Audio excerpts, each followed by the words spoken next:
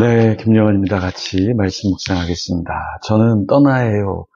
왜 떠나야 하죠? 사랑하기 때문에 함께하면 서로 힘들 수 있어요. 그래서 떠나야 해요.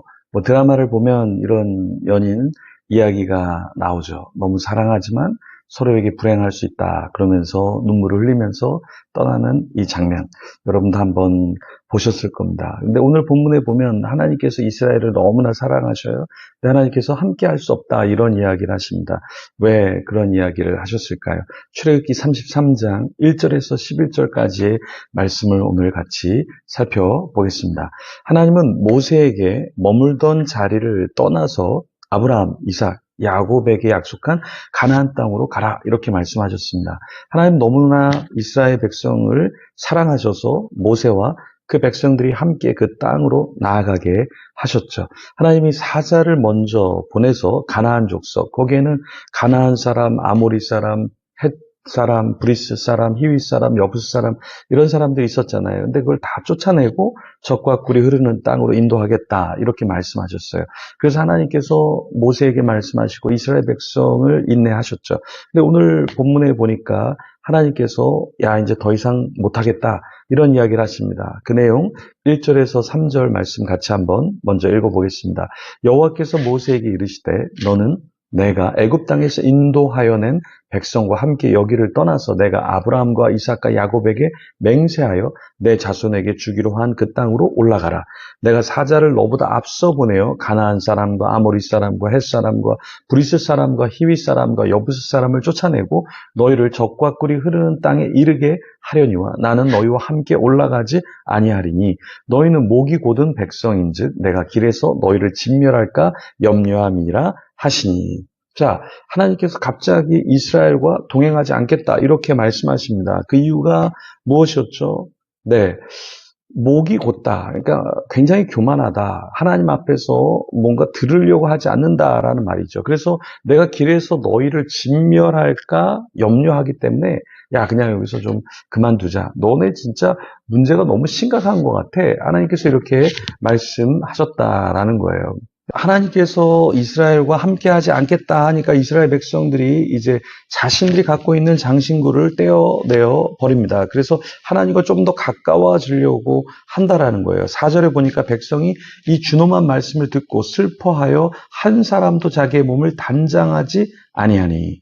자, 자기의 몸을 단장하지 않는다라는 건 지금 근심 가운데 있다라는 거죠. 그리고 하나님이 모세에게 뭐라고 말씀하시냐면 이스라엘 자손에게 이르러서 너희가 목이 곧은 백성이니까 내가 한순간이라도 너희와 함께 할 수 없으니까 5절에 보니까 너희를 진멸하겠다. 그리고 너희는 그러면 좀 돌아설 것 같으면 장신구를 떼어내라. 이렇게 말씀하십니다. 하나님이 뭐 장신구 예를 들어 십자가 목걸이나 어떤 화장이나 뭐 장신구 같은 거를 하는 걸 하나님께서 싫어한다라는 의미가 아니죠. 여기 장신구는 무엇을 말하냐면 사실은 이 장신구는 그 당시에 귀중품뿐만 아니라 우상숭배와 관련이 있습니다. 이 야곱이 장신구를 떼었던 사건이 창세기 35장 1절에서 4절에 또 있는데요. 그때도 그 귀걸이 같은 장신구가 왜 문제였냐면 이방 신상과 함께 묻어두라라는 그 내용이 나오는데요. 그러니까 이 장신구가 그냥 단순한 장신구가 아니라 우상 숭배하는데 또한 사용되었던 그런 우상들과 관련되었던 것이죠. 하나님이 금송아지를 만들었을 때 하나님께서 가만두지 않겠다 하시고 심판하시려고 한 것은 금송아지가 그냥 단순한 금송아지가 아니라 그 금송아지가 우상숭배와 함께 연관되어 있기 때문에 그런 것이죠. 그러니까 이스라엘 백성들이 애굽에 너무 오랫동안 살다 보니까 늘 금송아지를 봤던 거예요. 그러니까 하나님이 안 보이니까 하나님 안 보이니까 야 금송아지로 바꾸자. 이렇게 해서 교체해버린 거잖아요. 그래서 이런 것들은 우상숭배와 관련이 있는데 우리도 마찬가지입니다. 이 땅에 살면서 우리는 야 하나님이 안 계신 것 같아. 그냥 돈으로 대체해버리자. 명예로 대체해버리자. 그냥 노후 보장으로 대체해버리자. 그냥 내가 편한 것으로 대체해버리자. 이렇게 해서 하나님의 마음과 하나님의 사역이 아니라 나의 편의와 나의 우상숭배에 더 많은 우리의 마음이 빼앗겨 있다면 하나님께서 우리를 보실 때 야 내가 너희랑 동행하기가 쉽지 않겠다. 왜 그러냐면 이 시대의 우상숭배와 굉장히 우리가 맞닿아 있다라는 거예요. 그러니까 바울이 데살로니가 전서 5장 22절에 악은 모든 모양이라도 버리라 이렇게 말씀했는데요. 우리도 우리 안에 악한 것이 있는가? 우리 안에 우상숭배가 있는가?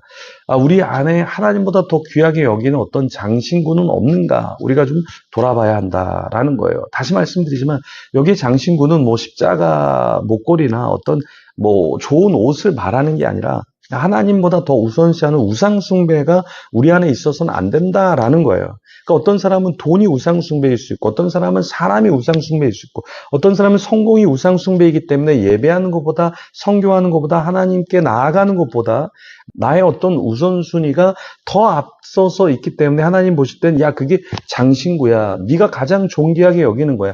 장신구라는 게 뭐예요? 사람들에게 이렇게 보여줬을 때 이거 괜찮은 거네 하고 사람들의 눈이 확 집중되도록 하는 거잖아요. 그래서 우리도 사람들이 나를 볼 때 어떤 것을 집중하도록 하는 장신구를 우리가 갖기를 원한다라는 거예요. 어떤 사람은 그게 차가 될 수도 있고요. 어떤 사람은 그게 어떤 기기가 될 수도 있고, 기기를 통해서 야, 저 사람 정말 얼리 어답터구나. 대단한 어떤 학식과 지식과 뭐 대단한 걸 갖고 있구나. 이렇게 착각하도록 만드는 것들이 우리 안에 있다라는 거예요. 네. 하나님께서는 그런 것들을 원치 않으셨죠. 8절에 보면은 모세가 회막으로 나아갑니다. 그때 백성이 일어나서 자기 장막 문에 서서 모세가 회막에 들어가기까지 이렇게 바라봅니다. 이 회막이라는 건 뭐죠? 하나님의 임재를 상징하는 거죠. 하나님을 만나러 모세가 회막에 들어가는 것, 그것을 본 거죠. 그런데 그 모세가 그 회막에 들어갈 때 구름 기둥이 내려와요. 그리고 회막 문에 서서 여호와 하나님이 모세와 말씀하는 것을 백성들이 보게 되죠. 그러면 여기서 우리가 기억해야 할 것은 무엇이냐면 이스라엘 백성들이 문제가 있을 때 그 지도자가 자기들의 문제를 갖고 하나님 앞에 나아가서 같이 하나님과 뭔가를 풀어나가는 그 모습을 이스라엘 백성들이 보았던 거죠. 그런 이스라엘 백성들이 어떤 것을 배웠을까요?